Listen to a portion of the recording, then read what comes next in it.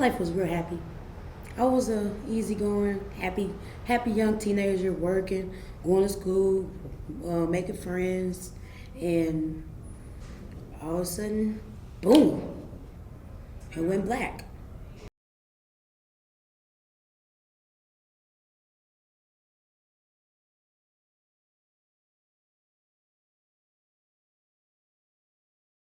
My name is Michael Johnson, and I've worked in mental health for, I have to add my years here, 25 years here at Independence Center, and then I had 2 other years at a different place.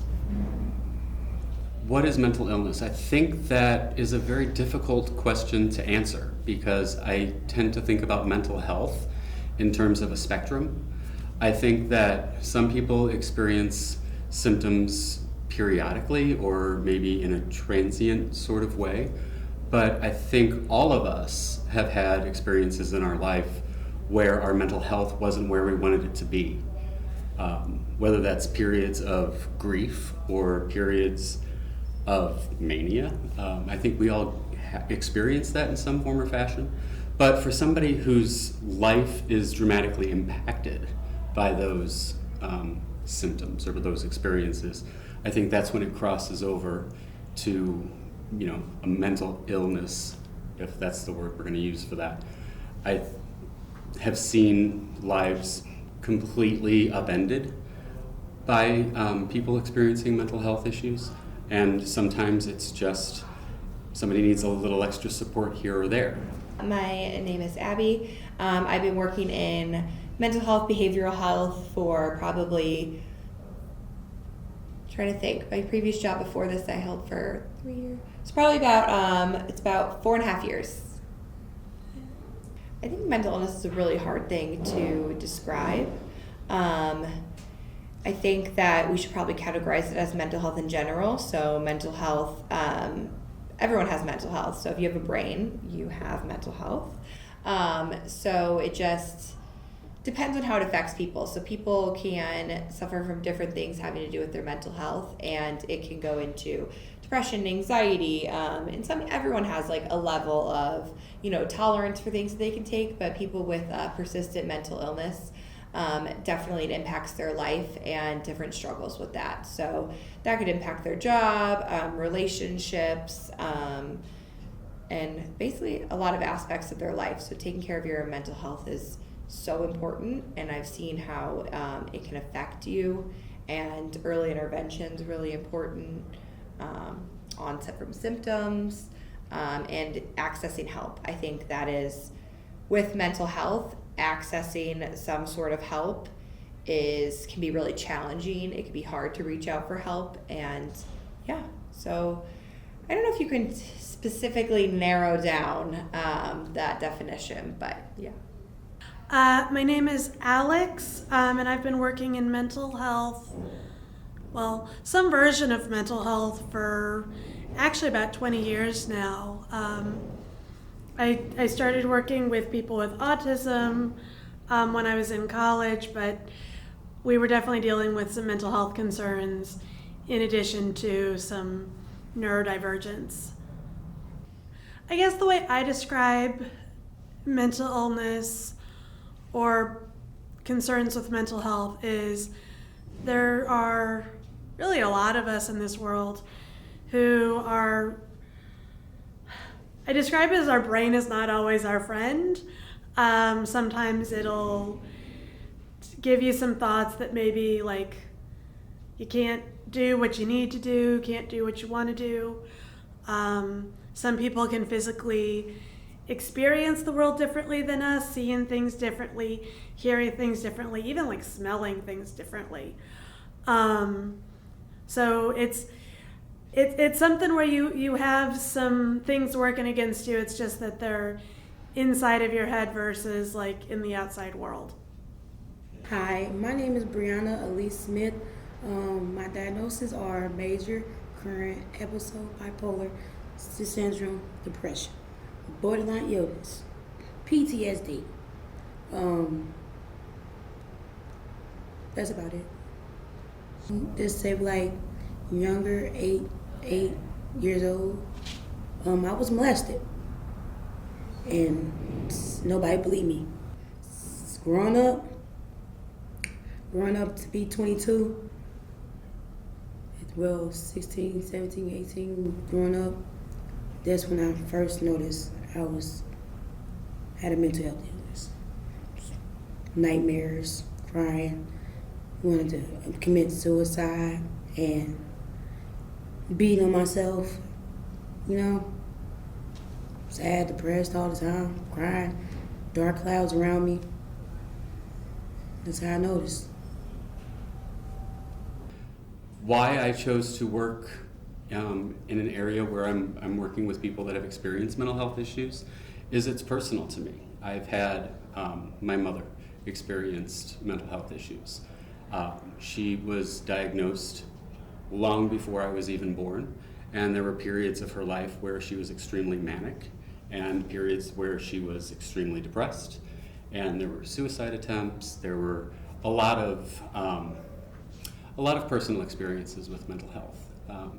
And I think that all of us know someone that has had struggles in their life, whether that's with addiction, substance use, whether that's with mental health disorders. I think if we really think about it, we know someone that has been impacted by it, and if I'm able to, use my life and my talents to help ease that for people, that's always what I've wanted to do. I really got into mental health. So I started with working with kids with varying abilities. My first job, I worked with more like a physical abilities, and I noticed that with so many of those kids, I was also working with mental health. So post-college, jumping into mental health and working in the industry that I do, I learned so much about just people in general, and I think the main thing I wanted to do was help people. In my family, I watched kind of how mental health impacted, and without early intervention, kind of what that did and not getting help when it was needed. So I really am a stickler on early intervention and working with young adults, trying to get them into a really good place to start their lives, and knowing that they have support and that they have help is really important to me. It's something I fell into a little bit, but I think working with people with mental health concerns has always been an interest and a passion of mine. My name is Carlos Johnson, and my diagnosis is schizophrenia. Well, I'm a recovering addict. I used to use drugs, and I got off of drugs, started taking medicine. I've been taking medicine ever since I was 21. I'm 61 now. So I've been taking medicine for 40 years for schizophrenia. I take Haldol D, and I get an injection once a month. I think that as a society, we have an idea of what somebody living with mental health issues is. We have a picture in our mind of what that looks like. And almost always that picture is incorrect. Whether it's seeing things in the media where violent acts or something like that happen, we want to categorize that. We want to put it in a box so it doesn't affect us as much. And I think it's very easy to assign mental illness to those, unfortunate acts.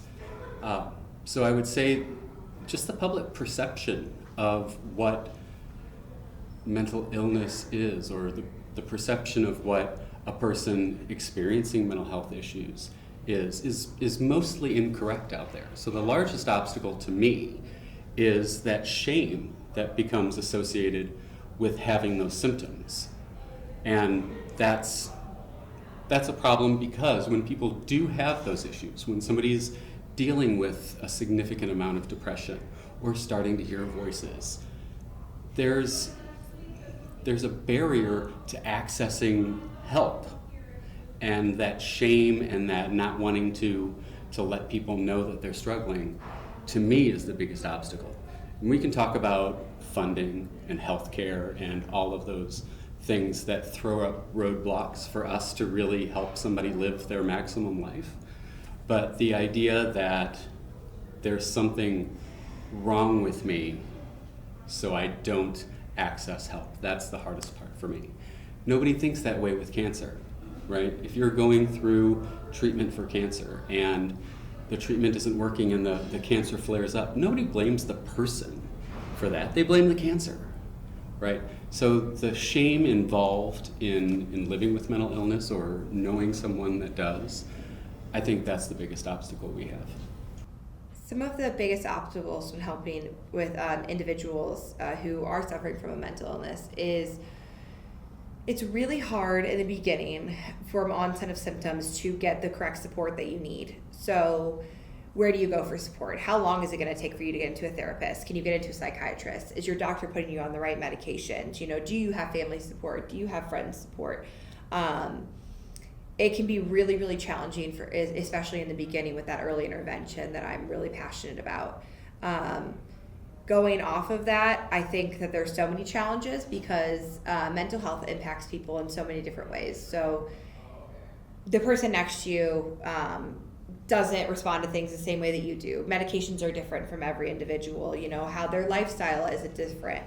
Tolerance even. People's tolerance is so different. So when I'm working with individuals, it's really hard to really pinpoint what exactly they need. So I have to be really flexible in understanding that every single person is different and how their mental health impacts them is so different than the person next to them. So yeah, just being really patient and also always meeting the person where they're at. Talking with that individual, what do you need? What is going to make you feel better in this moment, and how can we move forward? Setting those goals and expectations with where you're at is definitely something that can be really challenging. My job as a supervisor is kind of a mix of what I was doing here as a unit staff plus a few other things. So still, making sure I'm pulling people in to make sure the work of the clubhouse gets done every day. Building some real relationships to kind of help people figure out what they want to do with the rest of their life, and really using the resources I have available to me to help them reach those goals. I think as a supervisor now, I'm both doing some of that, like pulling people in on the daily, but also really working with staff to coach them to help our members on a more daily basis. So a lot of coaching, and really starting to take a step back and look at the bigger picture. So when I was a unit staff, really, I kept focused on sort of what was happening in my little area and what's happening in the day-to-day work. And as a supervisor, I'm kind of taking a big step back to say, how are things working in the whole unit? How does that connect to the clubhouse as a whole? And really starting to build some of those conversations and relationships with other people in the organization to make sure that Independence Center is marketing itself well in the community so that we're, attracting the people that want to be here and need to be here. And also looking at how we're working with other parts of Independence Center as a whole, so making sure we're keeping good communication with community support, healthcare, home, stuff like that. I'm Larry Lawrence. My diagnosis currently is bipolar 2, but it's been changed every year. First I was just major depressive, then I became schizoaffective. Now I'm just regular bipolar 2, I guess. I think I'm always in the process of recovering, and sometimes I fall off and I just have to start over again. But I think it's a lifelong process. I don't think I'll actually be recovered, but I'm always in the process of recovering, if that makes any sense. There are 1,000 stories, some of them funny, some of them heartwarming. And no, I'm not going to tell you particular names of people, but I will say the best stories that we have, and we have a lot more of them than we think, because we get kind of bogged down in the day-to-day. the occasional backsliding that people have as they're going through their journey with mental health. I think we can get caught up in that because it's there and it's day to day and it's frustrating and it's just complex, right? Because people are complex. But the best stories that I have are people that came to us in the beginning believing all the things that they have heard about living a life with mental illness, and then finding out that they can go to work, they can finish school, they can have their own apartment and live a life that resembles the dream that we all have for ourselves. I think the best stories that we are going to have are going to be those stories where somebody discovers who they really are and achieves that potential that all of us have, whether we have a physical illness or a mental illness or a physical disability. I think the best stories we have are the graduations and the first cars and the first apartments. Those things are incredibly powerful. So I was just pretty much depressed in grade school and high school, and I spent a lot of time playing with toys and drawing and watching cartoons. And the friends I made in grade school, it's like they weren't really interested in me. It's almost like they were friends out of convenience, but I would rather spend my time by myself because that's what I was used to. Like my dad passed when I was 9 years old, so during the summer vacation, my sister worked, my mom worked, I was alone. No supervision for a 9-year-old, during summer vacations. So I don't know if that's legal now, but 9 years old, I mean, I didn't get into a lot of trouble, but just spent a lot of time by myself. Working in mental health, I think you have so many impactful stories. You have so many hard times. Definitely this job is up and down all the time. I think sometimes you think you're doing really, really great for an individual, and then all of a sudden something happens or you have an onset of symptoms, and then you feel like you're back to square one. So, but I do know that there is so many amazing stories of people coming to, especially the Independence Center, and getting resources that they needed, whether that was employment, whether that was education, whether that was support that they needed if they didn't have family and really needed that support from a community. One of the cool stories is I was working with a young adult, and he, at the time was homeless and didn't have really anything. He didn't have family, he didn't have friends. He came into the Independence Center pretty on his own, just as a walk-in patient. And when he, came in to become a member and he kind of was looking into resources and different things like that, we were able to get him psychologist and getting him on some medications that really impacted his life. Watching him go from the person, I was there for the entire time, so watching him come in, I, really connected with him just on personal life experiences, and we had really good connections in that. And then helping him get involved with a psychiatrist, and I went to a couple of his appointments to help him get started so he was comfortable and knowing someone was in his corner. And then now he's in school doing amazing. So he's finishing his GED and wants to go on to pursue college. He also is going to be looking for a job in the summers while he's not in school for college. But he is doing so great, and it's so amazing how getting him into a psychiatrist and getting him the help he needed and knowing that he had someone really changed his life for the better. And it's so fun to catch up with him now and kind of see where he's at and what he's doing. So that's that is a story that will definitely stick with me, and someone that I always keep up with, because now it's hard to keep up with him. He has so many things going on. Me, I called him home. I called up there. I called 988, and this is the time when I was staying with a friend. And a friend had put me in the basement, locked me up in the basement. Didn't know he had people in the house. Didn't know. I called him. They said that was kidnapped. So I got sent to the hospital, and being there at the hospital, it was actually a good thing to do. Call them, go to the hospital. And there was this at BJC psych ward. I don't call it psych ward, but it's a psych ward. But I was there, really enjoying my time being there. That was a home. Feel like I can go to the psych ward and just make friends. Just feel normal. I don't feel like a psych ward to me. I just feel like a home. Escape from reality.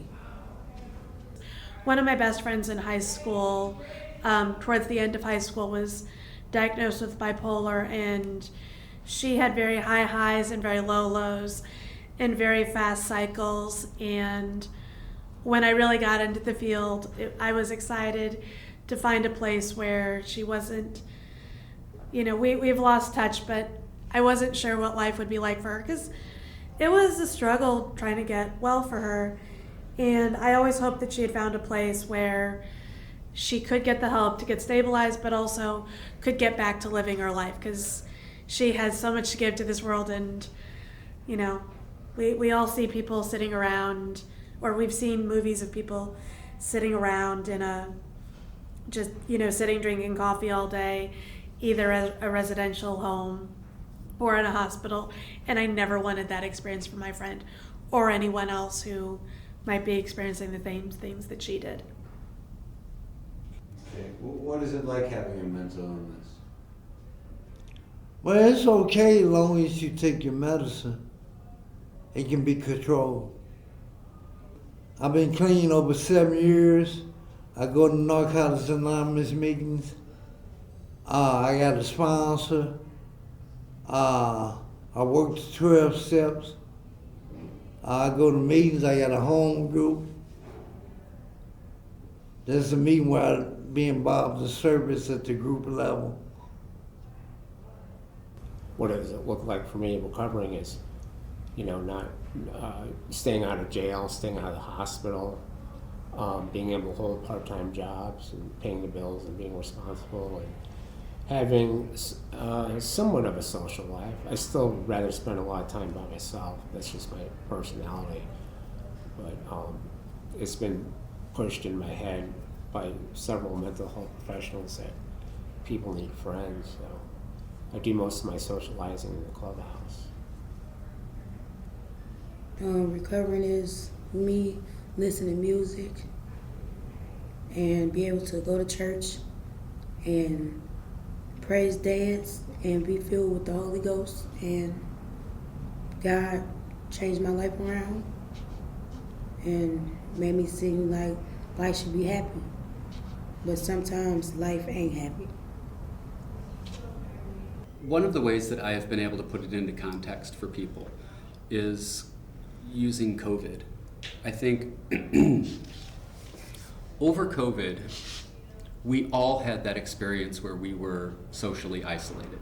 We all had that experience of fear of going out into public because nobody wanted to go out unmasked or catch COVID, or I can't be in large groups. And that was incredibly impactful for the entire United States, for the entire world, right? Having that sense of isolation and distance from other people.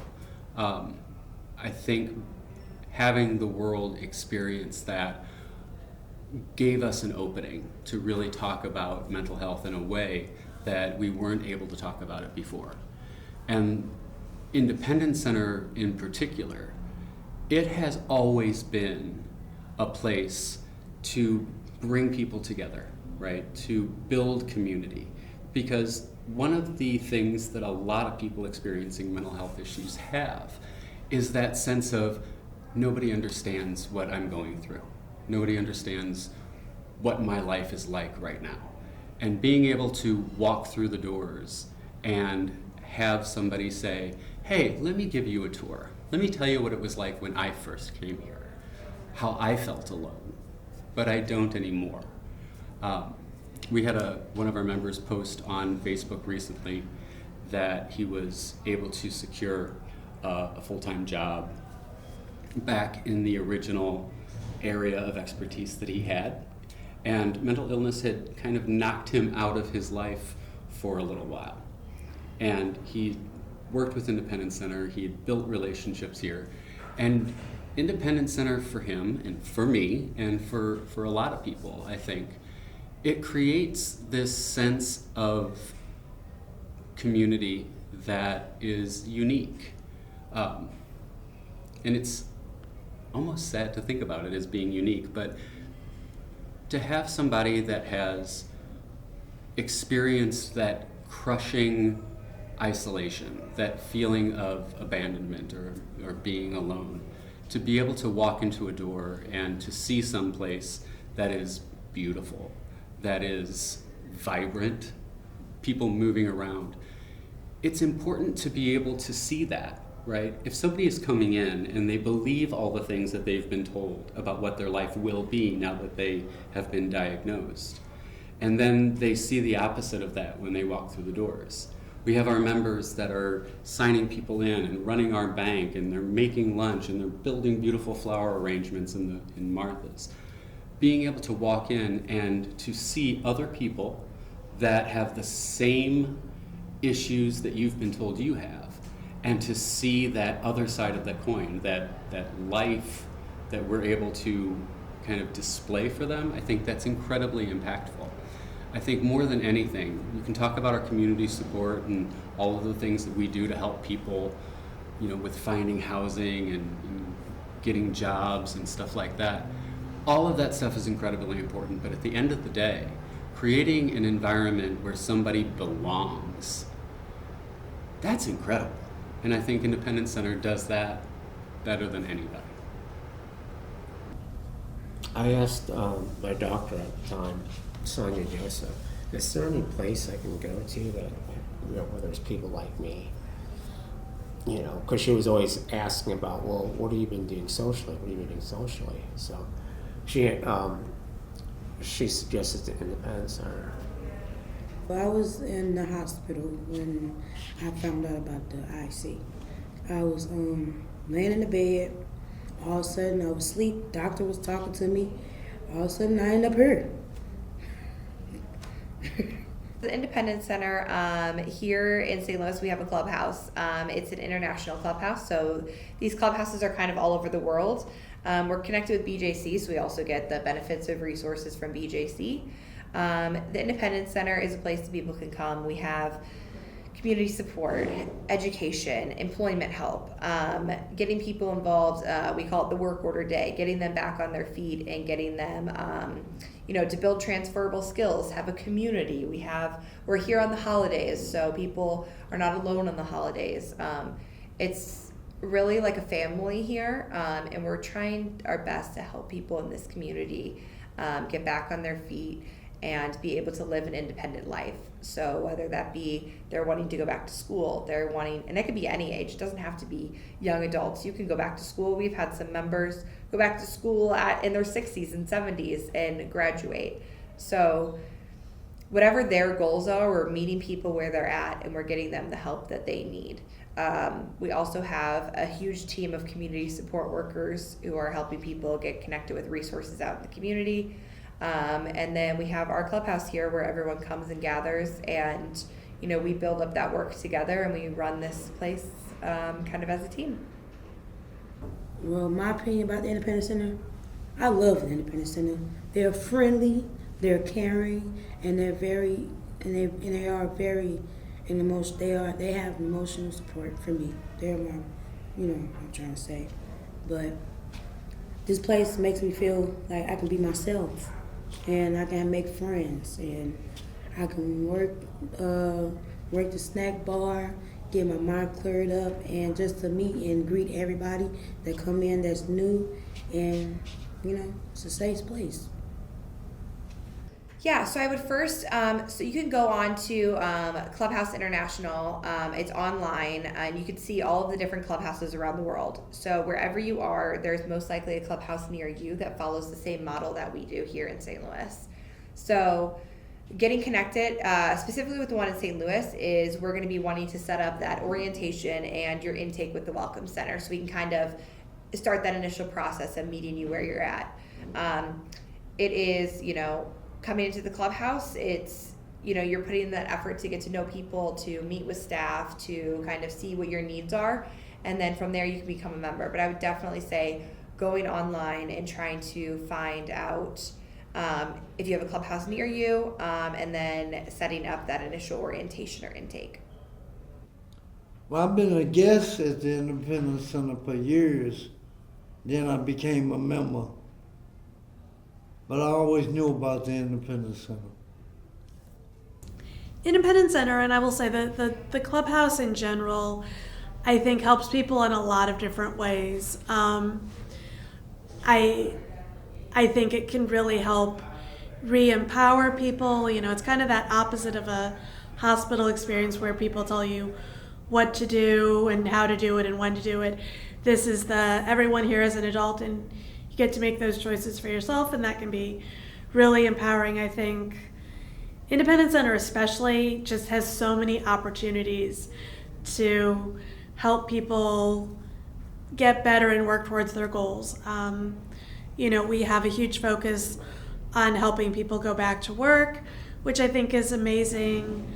And I think transitional employment can be a really unique opportunity to help people break through some of those like initial barriers of going back to work.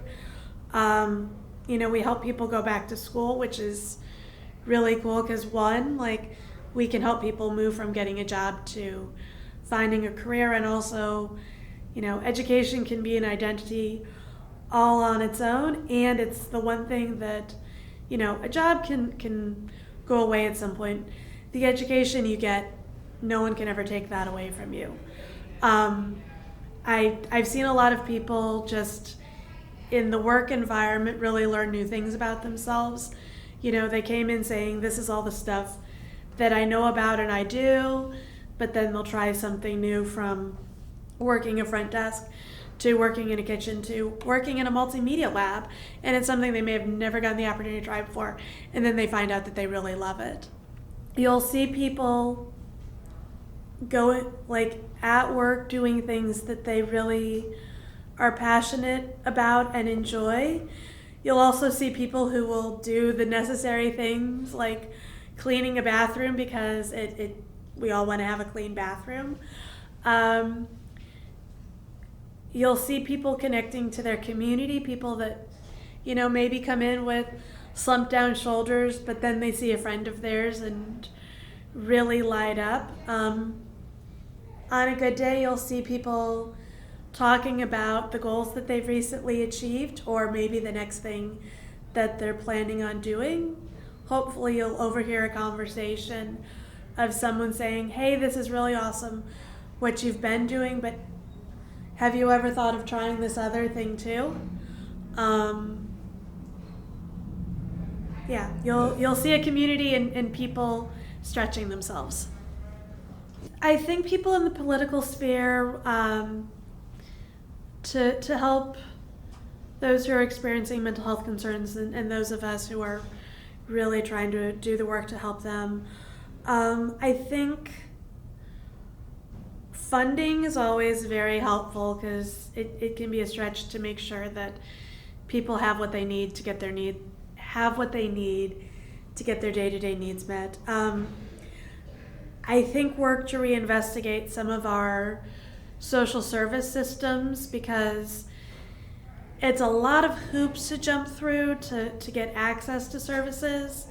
And, you know, I understand the view of not being able to just provide everything to everyone all the time, but I think some greater understanding of how people with mental illness can have those periods of time where things are going really well, and having some periods of time where things are really not going well, and maybe finding some ways to make it easier for people to have that slip and get back into things.